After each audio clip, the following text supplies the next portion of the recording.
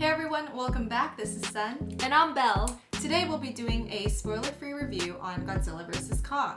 And if you haven't checked out our trailer reaction, please check that out as well. Yes, Godzilla vs. Kong stars Alexander Skarsgård, Rebecca Hall, and Millie Bobby Brown. It's playing right now on HBO Max. Awesome, let's get started. So in the trailer reaction, I know that you were a little bit concerned about the storyline not being very good.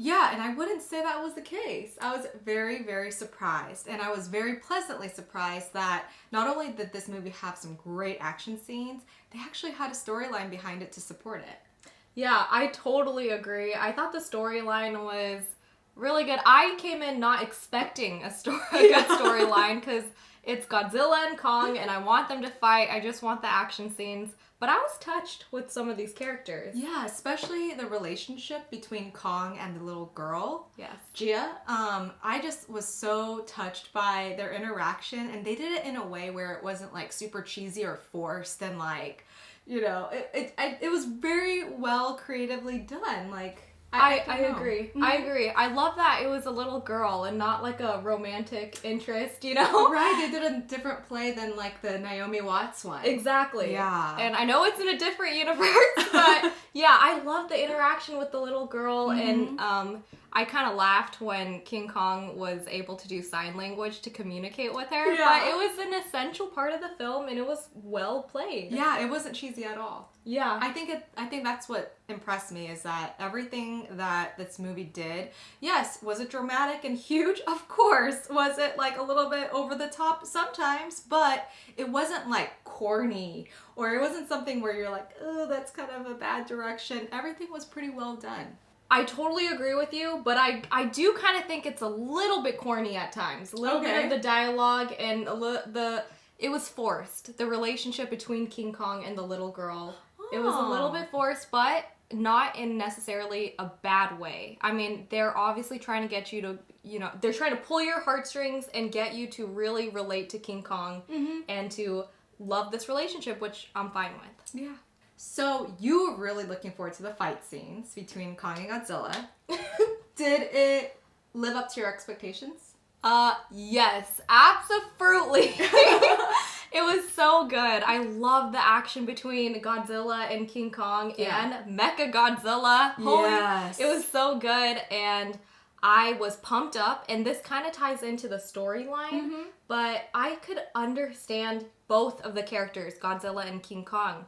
They are apex predators, both of them, and there can only be one. Yeah, how did you feel? I think I really liked the fight scenes, and they were so impactful because I had built rapport with Kong. Like, they did such a good job setting Kong up where you felt for him right off the bat. Like, the first scene is him taking a shower, for God's sake. Yeah, really humanizing him. Really humanizing him, so you're attached, you don't want him to lose. And then on Godzilla's side, he comes off very aggressive, very just like forceful looking and strong. However, you can understand being an apex predator, like, you don't want to share your territory. Exactly. Like, you're not welcome in my turf. So I could understand him too. And so when, you know, fast forward, there's a third apex predator, which really is humans, right? Yeah, Mechagodzilla. Like, I really felt, wow, like, this is really a power struggle between three apex predators. So one of the things that I was scared about in the trailer review was that the CGI would just be kind of obnoxious, take over the entire movie. I do have to say, whenever they're fighting in like a big city like Hong Kong, they have no regard for human life whatsoever. Oh, they don't care. Like, millions of people died just from Godzilla's tail just crushing a building, a skyscraper. It's pretty ridiculous, but what can you expect from this kind of movie? Yeah, I liked it. I don't care. Let them fight and destruct more buildings. And yet the main character always lives. Like, always. So. No, yeah, I totally understand. I get the CGI. The CGI was really good. It was impactful. I mean, the way they made King Kong's eyes, the body language between these.